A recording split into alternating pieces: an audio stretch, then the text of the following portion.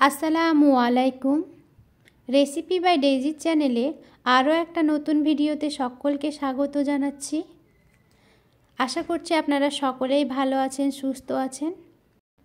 ছোট কিংবা বড় যে কোনো বয়সী হোক না কেন, ফুচকা চটপটি বললে কিন্তু খাওয়ার আগেই জিভে জল চলে আসে। আর সব সময় কিন্তু বাইরে গিয়ে খাওয়া সম্ভব হয় না। পছন্দ আমাকে কমেন্ট বক্সে হলে দারুণ স্বাদের চটপটি আপনি কিন্তু ঝটপট বাড়িতে বানিয়ে নিতে পারেন। আর সবাই কিন্তু খেয়ে একদম প্রশংসায় পঞ্চমুখ হয়ে যাবে। ঝটপট বাড়িতেই চটপটি বানানোর জন্য আমার পুরো রেসিপিটা ফলো করবেন। চলুন শুরু করা যাক আজকের চটপটির রেসিপি। চটপটি বানানোর জন্য প্রথমে আমরা তেঁতুলের টক বানিয়ে নেব। সে পরিমাণ মতো তেঁতুল নিয়ে আমি জলে ভেজাতে দিয়ে দিলাম। তেঁতুলটা ভিজলে বেশ ভালো হয় টকটা বানাতে। 10-15 মিনিট ভেজানোর পরে কাতটা বের করতে সুবিধা হয়। তেঁতুলটা ভেজানোর পরে আমি কাতটা বের করে নেব আর ছিবড়েটা এইভাবে হাতে চেপে ফেলে দেব, কিংবা অন্য কাজে আপনি লাগাতে পারেন। তেঁতুলের কাতটা বেরিয়ে গেছে। এবার আমি লঙ্কা পুড়িয়ে নিয়েছি 4টে, আর দিয়ে দিচ্ছি পরিমাণ মতো লবণ, দিয়ে দিচ্ছি 2 চামচ চিনি, 1/2 চামচ বিট লবণ, আর এখানে চটপটি মশলা দিয়ে দিচ্ছি 1 চামচ, আর দিয়ে দিলাম অল্প একটু লঙ্কা গুঁড়ো। এবার এটাকে ভালোভাবে মিশিয়ে নিতে হবে। আর এর মধ্যে দিচ্ছি 2টো পোড়ানো শুকনো লঙ্কা। আপনারা চাইলে চিলি ফ্লেক্স ইউজ করতে পারেন। এবার ভালোভাবে মিশিয়ে টকটা আমি রেডি করে নিলাম। চটপটি বানানোর জন্য মটর আমি সারা রাতের জন্য ভিজিয়ে রেখেছিলাম। তারপরে সেটাকে 5 থেকে 6টা সিটি দিয়ে এইভাবে সেদ্ধ করে নিয়েছি। আপনারা চাইলে ইনস্ট্যান্ট মটরটাকেও প্রেসারে 10-12টা সিটি দিয়ে সেদ্ধ করে নিতে পারেন। এবার চটপটি বানানোর আগে সেই মটরগুলোকে আমি 10 মিনিটের জন্য আরও সেদ্ধ করে নেব। তার জন্য পরিমাণ মতো জল আর একটা আলুকে সেদ্ধ করে রেখেছিলাম, সেটা আমি দিয়ে দিলাম। সেদ্ধ করা আলুটাকে আমি ভেঙে নিয়েছি। আর এখানে 1 চিমটে হলুদ দিয়ে দিলাম, আর দিয়ে দিলাম অল্প একটু লবণ।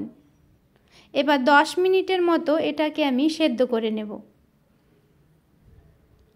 আর এর মধ্যে যে তেঁতুলের টক বানিয়ে রেখেছিলাম সেটাও 2 চামচ মতো দিয়ে দিলাম।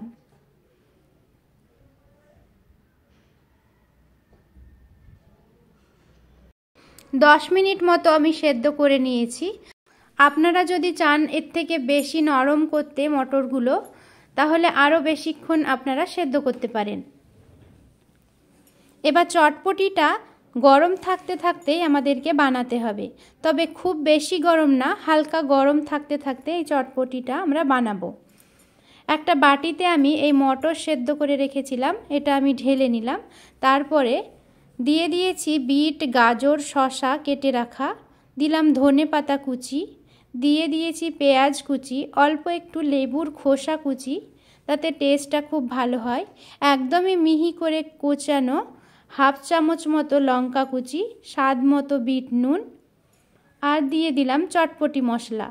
আর একটা হার্ড বয়েল ডিমকে কুচি কুচি করে দিয়ে দিয়েছি। আর দিচ্ছি স্বাদ মতো যে টক করে রেখেছিলাম তেঁতুলের, সেটা দিয়ে দিচ্ছি। এবার ভালোভাবে সবগুলোকে মিশিয়ে নেব। তারপর দেখতে হবে কোনটার পরিমাণ কম আছে। এবার আপনারা ভালোভাবে মিশিয়ে নেওয়ার পরে আপনাদের টেস্ট অনুযায়ী টক, মিষ্টি, লবণ, ঝাল বাড়িয়ে কিংবা কমিয়ে দিতে পারেন। যার যেরকম টেস্টে মশলা প্রয়োজন হবে সে সেই রকমই মশলা দিয়ে চটপটিটা বানিয়ে খাবেন।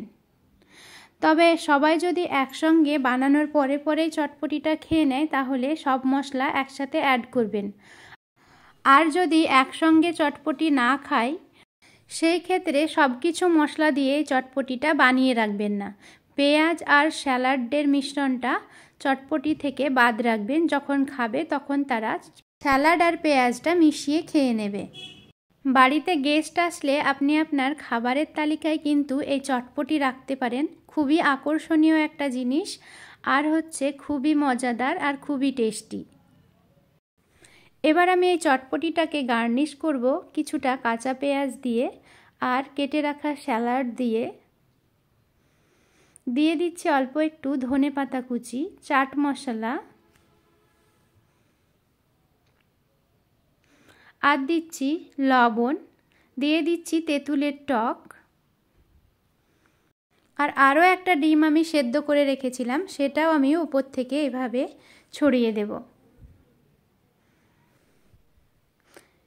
এবার সব শেষে দিয়ে দিচ্ছি ফুচকা। ভেঙে ভেঙে আমি ফুচকাগুলোকে এইভাবে ছড়িয়ে দিচ্ছি। এই ফুচকাগুলো কিন্তু আমি নিজে বানিয়েছি।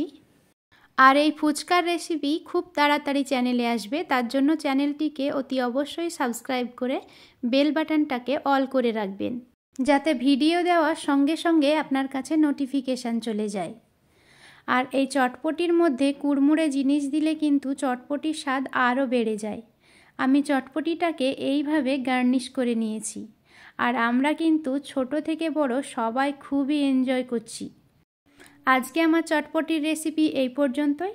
দেখা হবে পরের কোনো রেসিপিতে। ততক্ষণ পর্যন্ত সকলেই ভালো থাকবেন।